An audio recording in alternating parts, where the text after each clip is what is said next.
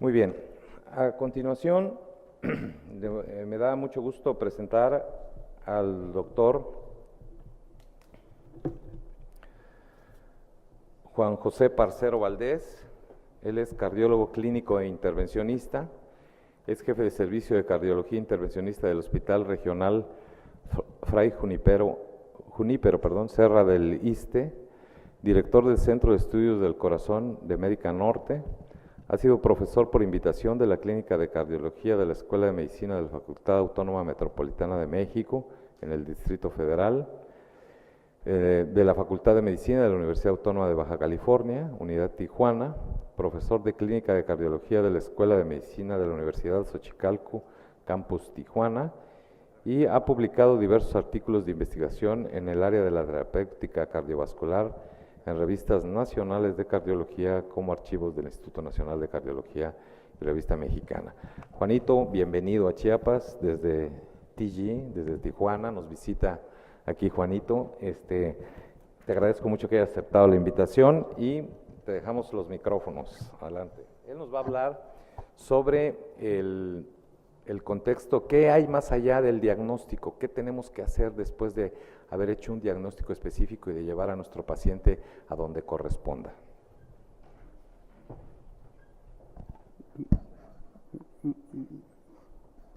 Gracias, Alfredo, muy buenos días.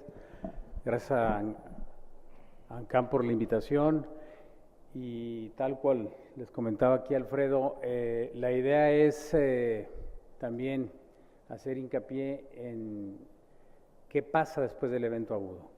Pasan cosas muy interesantes, como veremos aquí, después de un evento agudo, y esto ya es una data de muchos años, de muchos años. Después del evento agudo, tenemos varios estudios que nos comentan el pronóstico del paciente. El estudio de ANES, que reclutó del 99 al 2001 54 pacientes con una mortalidad anual después del infarto sin elevación del ST de 31% y 21% en pacientes con elevación del ST. De tal manera que desde aquí ya vamos haciendo una correlación con lo que les comentaba el doctor Estrada. El infarto sin elevación del ST, 2/3 partes de los pacientes, pero también el infarto sin elevación del ST tiene peor pronóstico. A un año y a los años después, el pronóstico de un paciente que se infartó sin elevar el ST es peor. En parte, ¿por qué? Porque el manejo es mucho más deficitario. El paciente con infarto con elevación del ST va directo prácticamente, bueno, cuando hay posibilidades, como ya lo comentaba Alfredo, a sala, a intervención. No hay de otra. La intervención coronaria percutánea es superior a la fibrinolisis. Caso del infarto con elevación del ST. El caso del infarto sin elevación del ST es una gama muy amplia de pacientes que va desde la angina inestable de bajo riesgo, mediano riesgo, alto riesgo o al infarto sin elevación del ST. Pero les va más mal porque el enfoque de tratamiento también es más disperso. ¿Sí? El registro prospectivo del Reino Unido, del 98 al 99, 653 pacientes, también sin elevación del ST a un año la mortalidad de 10% y a 45 meses sigue creciendo, 22.8%. El registro sueco, un número impresionante, 108.315 pacientes. Allá en Suecia tienen registros electrónicos desde hace muchos años y esto es lo que permite estos números, de julio del 2006 al 2011. De estos 108.000, 97.000 pacientes estuvieron vivos, egresaron vivos del hospital a un año de seguimiento, 18.3 tuvo un evento recurrente, infarto, EBC o muerte cardiovascular, 18.3. Después del primer año, 1 de cada 5 pacientes, es decir, el 20% de los pacientes presentó un nuevo evento en los años subsecuentes. Y aquí está un poco lo que les digo. Nos quedamos en el evento agudo, damos de alta a ese paciente y ¿qué pronóstico va a tener? Pues el pronóstico también es de mortalidad, 20% al año en promedio y a los 5 años otro 20% están muertos. ¿Okay? Existe una considerable incertidumbre sobre los riesgos de muerte u otros desenlaces cardiovasculares a largo plazo, aún en el contexto del estado del arte de la terapia contemporánea que reciben los pacientes durante el evento agudo. Y esto es importante porque a los pacientes durante el evento agudo ya aprendimos a darles lo mejor que está en nuestras manos, el mejor recurso, pero a pesar de eso, ¿qué hay después? ¿Qué hay después? ¿Sí?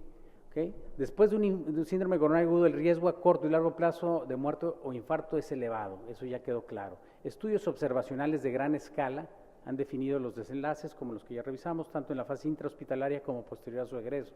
Sin embargo, estos datos se limitan a unos cuantos meses posteriores al alta. Ese es el otro vacío que había. Los pacientes no teníamos mucha información más que a 6 meses y 12 meses. Ya tenemos información. ¿Por qué es importante el pronóstico a largo plazo? Porque los resultados del estudio GRACE, que fue un registro muy grande, 40 y pico mil pacientes, demostraron que independientemente de los factores de riesgo basales y de este estado del arte del tratamiento de la fase aguda, ¿sí?, posterior al egreso hospitalario, los pacientes tienen una alta tasa de eventos isquémicos recurrentes. No nada más a 6 meses y 12 meses, sino también hasta 5 años. Estos datos son extraídos de la cohorte de GRACE, de la cohorte del Reino Unido, United Kingdom y la de Bélgica. La recurrencia de eventos en esta cohorte fueron alrededor de un poquito más de 4,000 pacientes, de esos 40 y pico mil. Estos dos países fueron los que lo siguieron hasta 5 años. Se vio que había una alta tasa de eventos recurrentes. De tal manera que estos hallazgos sugieren que aún en la fecha actual no se han establecido las terapias óptimas a largo plazo, especialmente después del infarto sin elevación del ST. Como les comentaba, el GRACE es un registro muy grande, más de 46,000 pacientes, ya lo comentó Alfredo, y es importante hacer el hincapié. Aquel paciente que no tiene cambios del ST, pues esta es la mortalidad de un año. Vean el paciente que eleva el ST y vean la mortalidad, es casi el doble del paciente con depresión del ST, desnivel del ST negativo. Y aquí lo que les comentaba, la cohorte del Reino Unido y de Bélgica, vean ustedes en un momento dado, estos de la cohorte del Reino Unido, los eventos recurrentes cardiovasculares, ya sea un reinfarto, ya sea la necesidad de revascularización, un evento vascular cerebral, la necesidad de rehospitalización por otro síndrome coronario agudo. Vean aquí desglosados, no nada más el infarto, también revascularización, EBC y la readmisión por un nuevo evento de angina inestable. Vean ustedes, no nada más un evento, son las barras rojas, hasta 4 eventos o más de 4 eventos. Esto es impresionante como en aquellos países, imagínense cómo estaremos en México, el reinfarto, la necesidad de revascularización posterior al evento agudo, el EBC, y la readmisión por angina inestable 1, 2, 3 y hasta 4 veces es impresionantemente alta. Esto habla de que no estamos a largo plazo haciendo un enfoque de tratamiento adecuado para estos pacientes. Y aquí está. Vean ustedes la distribución de las muertes en los pacientes indexados a 5 años después de su egreso. El 68% de las muertes en el grupo de pacientes que tuvo un infarto con elevación del ST fue en el alta, pero el 86% de las muertes de los pacientes sin elevación del ST fue posterior al año, de tal manera que la mortalidad a 5 años es impresionantemente alta. Y aquí pues no sé si alcancen a ver la diapositiva, pero esto es el infarto con elevación, el infarto sin elevación, la angina inestable, y aquí es más o menos aquí es los tratamientos establecidos: aspirina, clopidogrel, los inhibidores de ECA, estatinas, beta bloqueadores. Vean ustedes que a pesar de que la mayoría de los pacientes tienen un estado del arte, lo que llaman el estado de arte del tratamiento, son 4 los fármacos que hay que dar después de un infarto en forma obligatoria, porque de alguna manera influyen con el pronóstico y reducen mortalidad. Un beta bloqueador, una estatina, terapia antiplaquetaria, que generalmente es dual, y hasta cuándo y hasta dónde es parte de lo que queremos dejar claro en esta plática, y en un momento dado un inhibidor del sistema renina-angiotensina-aldosterona. A pesar de ese estado del arte, la mortalidad de estos pacientes es muy alta. Y esto, ya les comentaba Alfredo, cómo los scores ayudan a estratificar el riesgo del paciente y por ende el enfoque de tratamiento que vamos a hacer en la fase aguda. Sin embargo, no llegan hasta ahí la información que dan los scores. Los scores también nos hablan de la mortalidad a largo plazo. Y en un momento dado, entiendan esto, estos scores se aplican al paciente, no al ST elevado. Ese no necesita score, ese de entrada se aborda. Estos scores se aplican al paciente con un síndrome coronario agudo, sin elevación del ST, que puede ser desde la angina de bajo riesgo hasta la elevación del ST.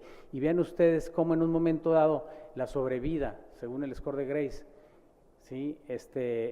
En un momento dado en aquellos pacientes de riesgo bajo es mucho mayor, en aquellos pacientes de riesgo intermedio se duplica y en aquellos de riesgo alto se va casi un poquito más de 6 veces más la mortalidad. De tal manera que esto es algo importante. Y esto va de la mano, vean ustedes, el FEAR Collaboration fue un metaanálisis de 3 estudios muy importantes, el FRIS-2, ICTUS y el RITA-3, donde en un momento dado se evaluó el beneficio de una estrategia invasiva temprana obligatoria prácticamente en los pacientes. Vean ustedes en un momento dado y aunado al score que les comentaba ayer, en los pacientes de riesgo bajo, pues intervenirlos o no, la angina inestable de bajo riesgo, igual, probablemente la diferencia en cuanto a eventos recurrentes no sea mayor o mortalidad, en el riesgo intermedio ya empieza a abrir un poquito la curva, pero fundamentalmente en estas barras, en los pacientes de riesgo alto, una angina inestable de riesgo alto, un paciente con elevación del ST, hay que intervenirlo porque vean la diferencia entre una estrategia rutinaria invasiva y una invasiva selectiva. Los dos van a intervenirse. Finalmente, la rutinaria invasiva es temprana, es en las primeras 48 horas cuando mucho, la otra se deja para después, y vean que aún aquí hay una diferencia importante en el pronóstico de los pacientes. Y entrando un poco a lo que hacemos en el día a día, en la actualidad, obviamente esto no es de nuestro país, esto lo acaba de publicar el profesor Hemingway en el Congreso Último Europeo, que fue el año pasado, en septiembre de 2014, y en un momento dado es la data de más de 140,000 sobrevivientes después de un infarto agudo y lo que sucede en el mundo real obtenido de los registros electrónicos con información administrativa y clínica.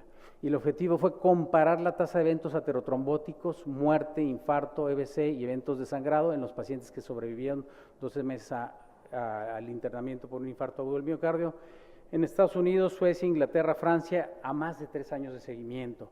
Y cada vez aprendemos más. Ahí está, de ahí se tuvo toda la base de datos. Vean ustedes en un momento dado mortalidad por todas las causas y en un momento dado cuando se ajusta el riesgo. Aquí lo importante y el combinado muerte, infarto, EBC, ¿sí?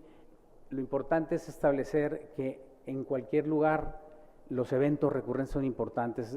Destaca, ya cuando se ajustan los datos es casi igual, pero destaca la curva de Estados Unidos, pero ya esto es entrar en detalles del estudio, fue población de más edad, población con más comorbilidades, poblaciones de más riesgo, pero bueno, finalmente la tasa de eventos recurrentes es muy alta.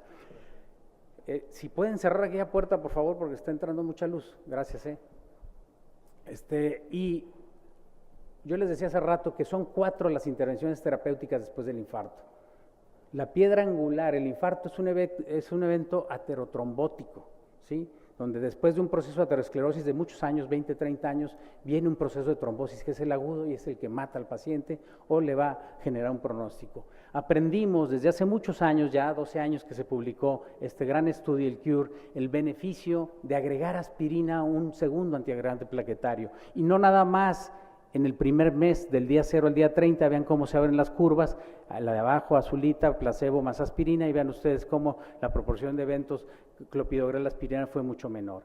Como también a un año, del día 31 a un año se mantuvo esta curva. Y aquí es muy importante porque aquí hay una especie de dicotomía, ¿no? Nosotros los intervencionistas a veces nos quedamos con la idea de que la trombosis del stent y hay que darle la terapia antiplaquetaria dual, los guidelines que dicen, según el stent que le pongamos, qué sé yo, eso es muy cierto, pero la realidad de las cosas, toda la información que vieron y toda esa tasa de eventos recurrentes, que cuando menos es 20% al año y que a los 5 años va a ser otro 20%, ¿qué quiere decir? Que después del 5º año prácticamente la mitad de los pacientes pueden estar muertos ya por un evento recurrente, ¿ok?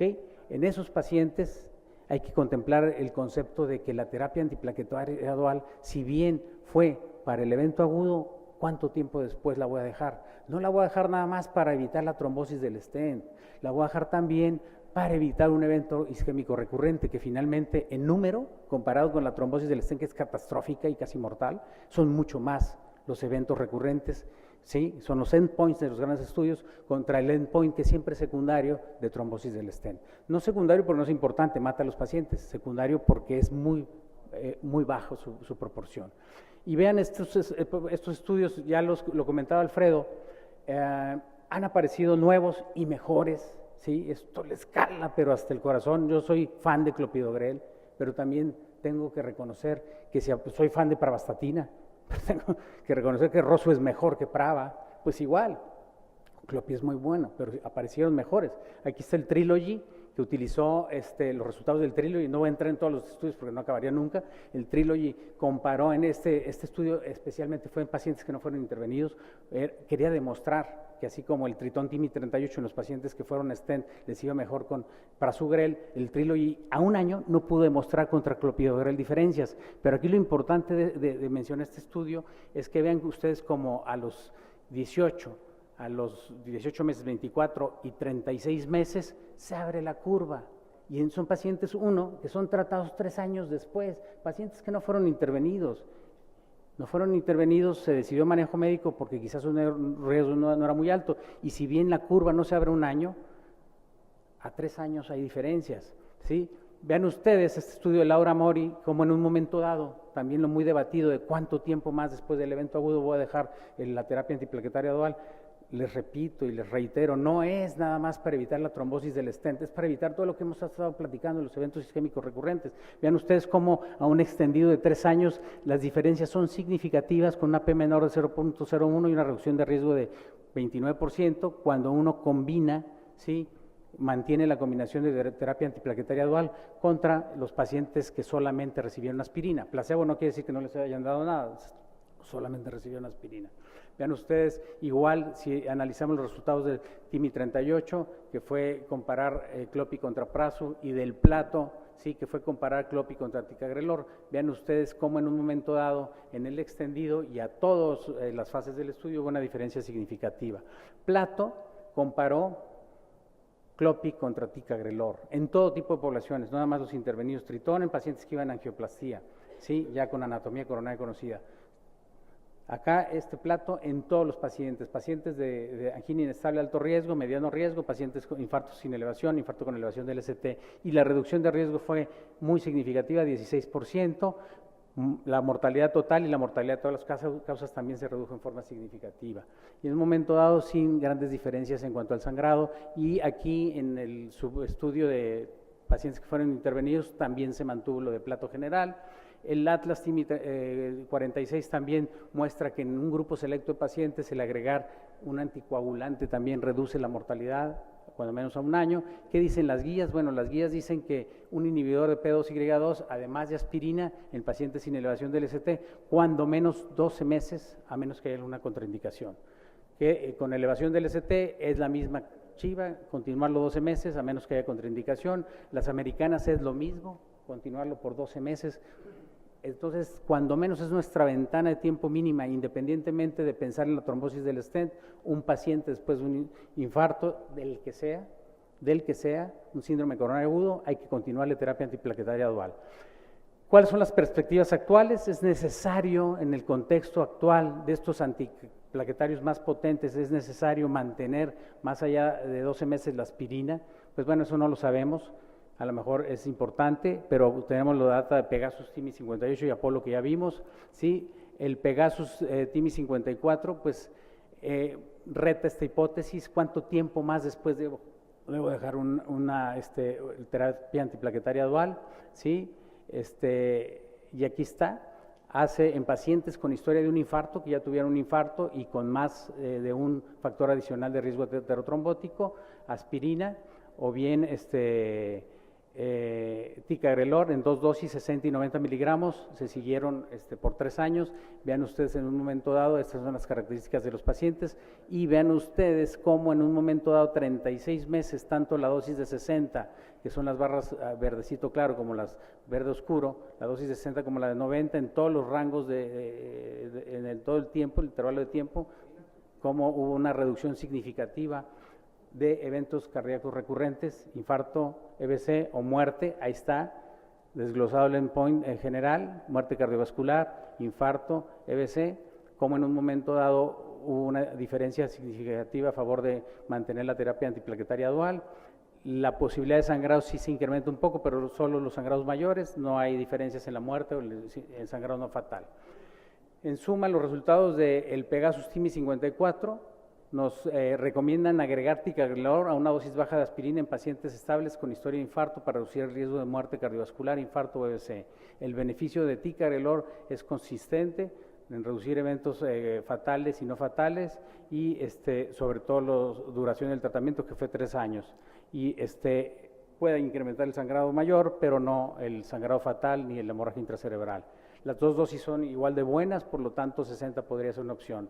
A largo plazo, la terapia con baja dosis de aspirina y un antiplaquetario agregado, en este caso ticagrelor, debe ser considerada en pacientes que han tenido un infarto. Actualmente, lo que les decía, si la aspirina la debemos continuar, pues ya nos lo dirá este estudio, el Global Leaders, que va a retar el uso de aspirina y ticagrelor por más de 1 año. Y bueno, los mensajes para llevar a casa y estar en tiempo es que a pesar del abordaje invasivo, el tratamiento óptimo durante la fase aguda y el tratamiento intensivo durante el paciente con infarto, la recurrencia de eventos isquémicos y muerte cardiovascular es muy alta, es aún mayor en pacientes sin elevación del LCT contra pacientes con elevación del LCT. El tratamiento extendido de la terapia antiplaquetaria dual, esto es, a más de 1 año, en pacientes con historia de infarto, reduce el riesgo de eventos isquémicos recurrentes, muerte cardiovascular, infarto VC, tal como lo mostró Pegasus.